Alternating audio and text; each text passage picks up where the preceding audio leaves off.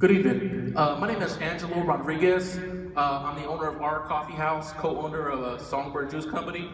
I pledge to move beyond tolerance by continuing to provide a great facility to encourage these type of dialogues.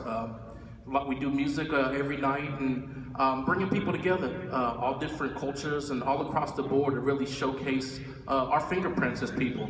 The great rich culture that Wichita does offer and that does exist within all of us, to foster relationships with people and, be inclusive, to keep promoting, like I said, the diversity and the beauty that this city really does have to offer, and harvest those fruits and feed each other with them, to inspire each other and to hold each other up through these trying times that we live in, and, really help everybody understand that, yeah, this is indeed a strong community, and there's lots of voices, and there really are people that are, part of movements and shaking things up just through the common threads of our humanity. So, thank you.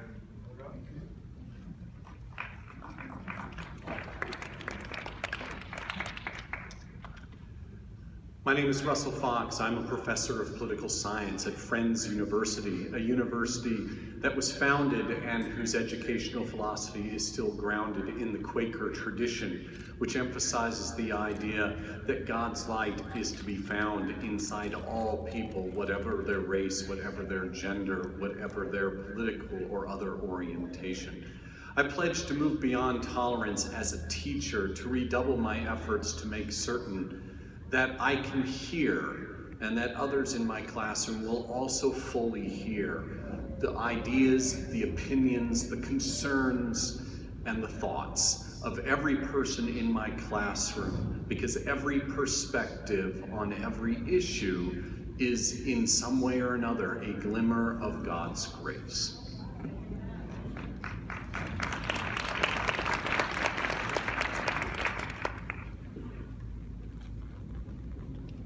Hi. My name is Esther Barut. I am a student at Wichita State University studying biomedical engineering. I pledge to move beyond tolerance by establishing dialogue with people from different backgrounds, not making any generalizations about any group of people, and educating myself. I will show an active effort to accept others and be understanding of where other people come from, and encourage other people to do so by listening, hearing, and respecting others' thoughts to maintain friendship. Thank you.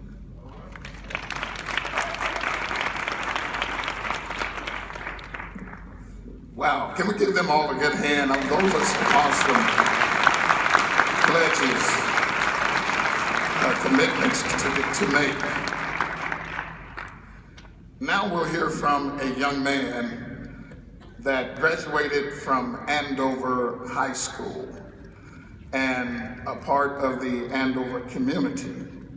He is a sophomore at Wichita State University, but this is his first year in college, but yet he's a sophomore, meaning that he did a lot of work in high school to get that first year of college under his belt. And he has competed on the national level in speech and debate, and he's competed on the level to where it is the Olympic level, just as someone would go to the Olympics for basketball or for wrestling. He has competed on that level in original oratory, and this past summer he competed and he was selected. He won the national competition, so he is the national champion for 2015 in original oratory. Let's welcome Kenon Brinkley.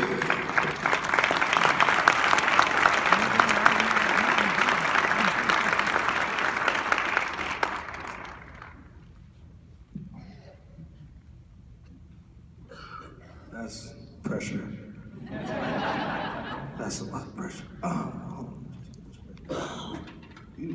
Okay, hi. I am Kenon Brinkley. How are you all doing?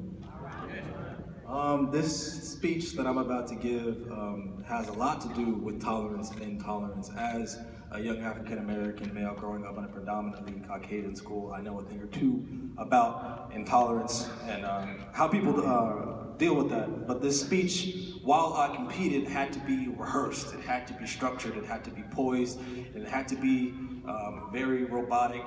And so this time, as I give it, I'm gonna talk to you guys. I'm gonna have a conversation with you. It's gonna be a lot more like dialogue. And the purpose of the speech is to expose how we deal with issues in society.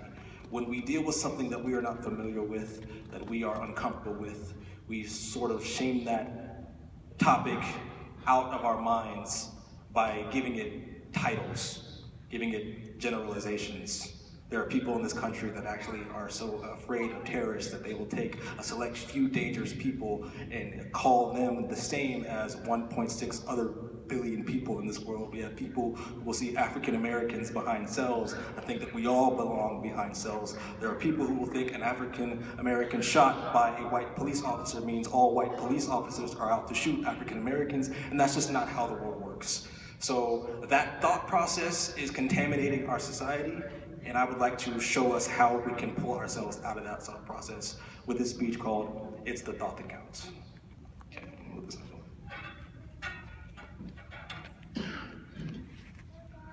I like to think I'm pretty chill. I like regular things like football, jazz, stand-up comedy, rock, paper, scissors, 19th century American literature. Yeah. Moby Dick, whales of homoerotic fun. Ever read Bartleby the Scrivener? It'll change your life, man. Yeah. But my favorite so far has been Nathaniel Hawthorne's Scarlet Letter. This book, set in 17th century Puritan Boston, which is like when the modern Westboro Baptist Church would be considered the cool kids in town, highlights the story of Hester Prynne, who cheats on her husband. Sounds awful, but don't worry, the people back then were very engaging, so much so that the entire town pinned a scarlet A on each of her dresses so that she could never forget how awesome she was. Or so I thought. Okay, Holt. In reality, the entire town was publicly shaming her even though her husband turned out to be massively abusive and insane.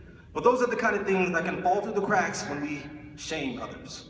But hey, it's the thought that counts. It worked, right? Hester never cheats again because she died alone in a cottage.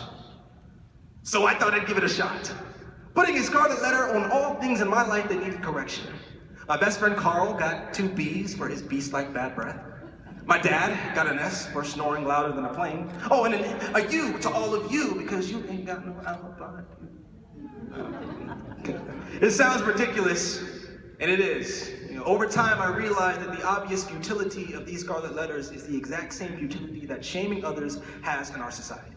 Psychotherapist and cultural theorist Dr. Aaron Ballack defines shame as a natural human practice we use to enforce cultural norms and to identify ourselves as a part of some superior in-group.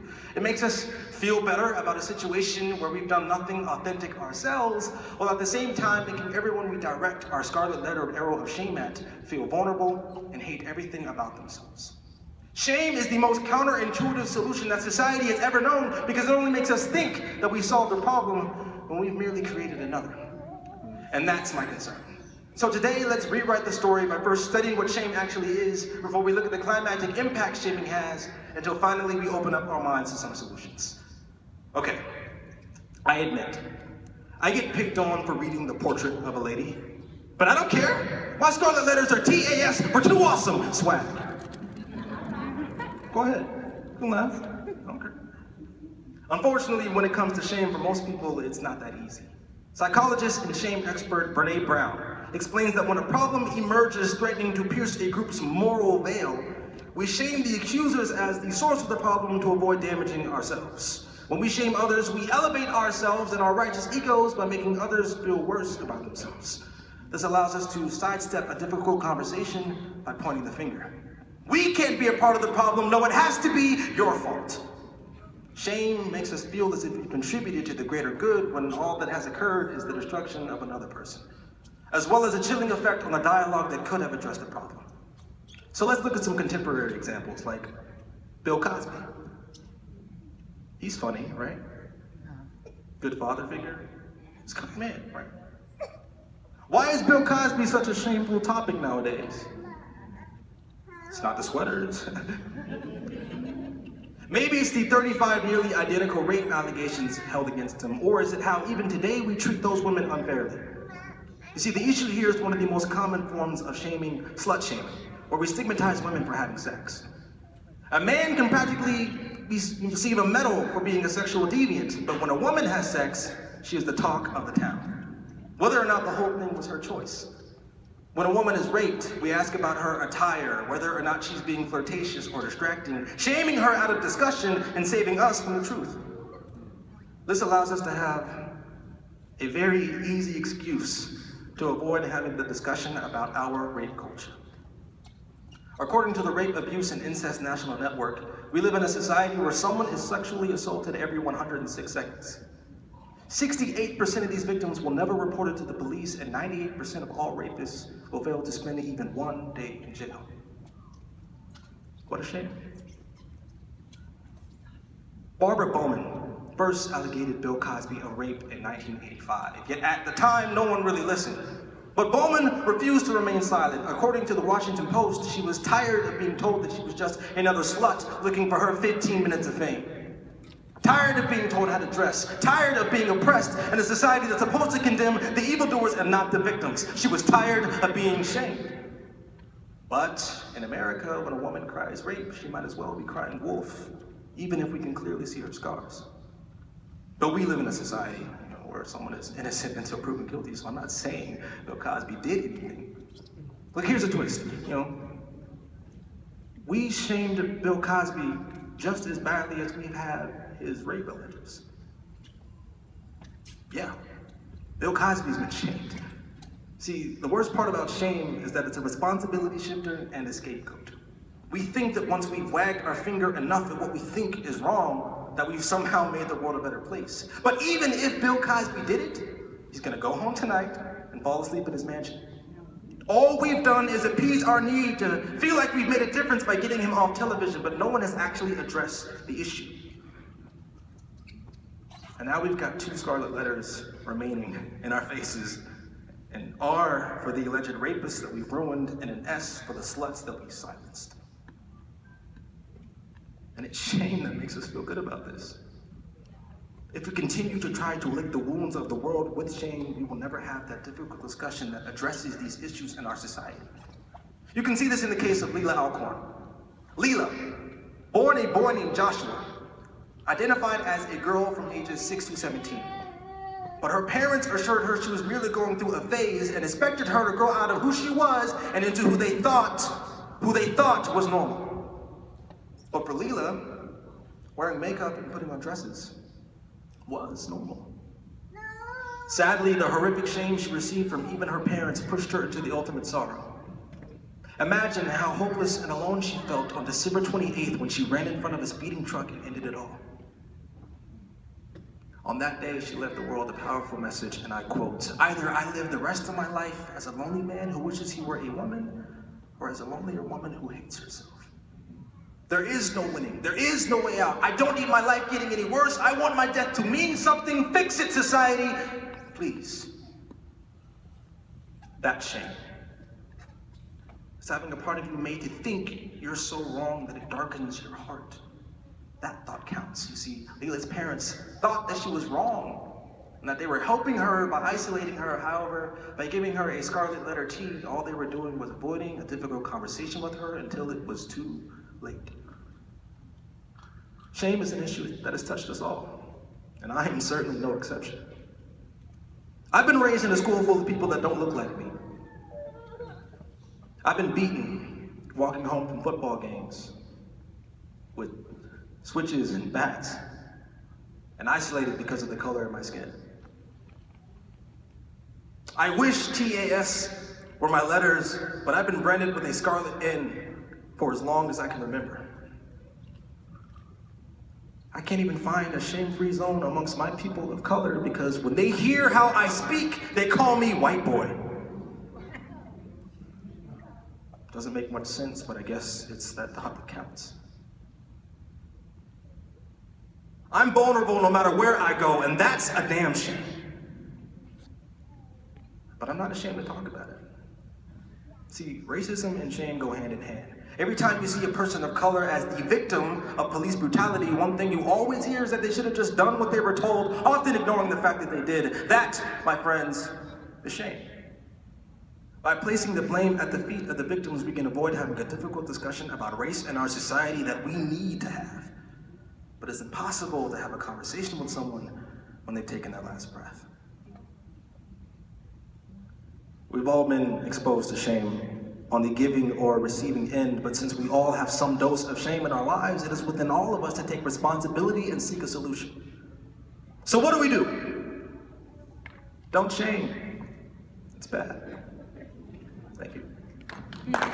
Stop. You didn't think it'd be that easy, did you? Honestly. See, the joke's on me because this is where I'm supposed to give you the beautifully wrapped solution, but there isn't one. Throughout this speech, I've touched on issues of sexism, transphobia, and racism, all while barely scratching the surface of the problem. I'd be naive to say we could stop people from shaming others, so we need to approach the solution from a different angle. The only way to really deal with shame is to develop a courageous resilience to it. The aforementioned shame expert Brene Brown developed what she calls the shame resilience theory. In her three-part theory, she explains that when we are confronted with shame, we need to first acknowledge we are being shamed before we realize that we are not alone, until finally we reach out for help and talk about our experiences. Dr. Brown points out that, by definition, shame is designed to prevent discussion. Therefore, our words are our only defense. The bottom line is, if we realize how negatively effective and positively ineffective shame is, we will stop using it. My personal advice to you is to be vulnerable. A lot of people make that word synonymous to weakness. Be vulnerable. Being vulnerable while continuing to move forward, continuing to bridge understanding, continuing to speak, continuing to move forward while being uncomfortable, that is not weakness, that is the epitome of courage. True, achievable, powerful courage. And that is how you defeat shame. Throughout my words today, I hope you realize how shame is a universal issue. Thoughts count, and shame only works if you let it.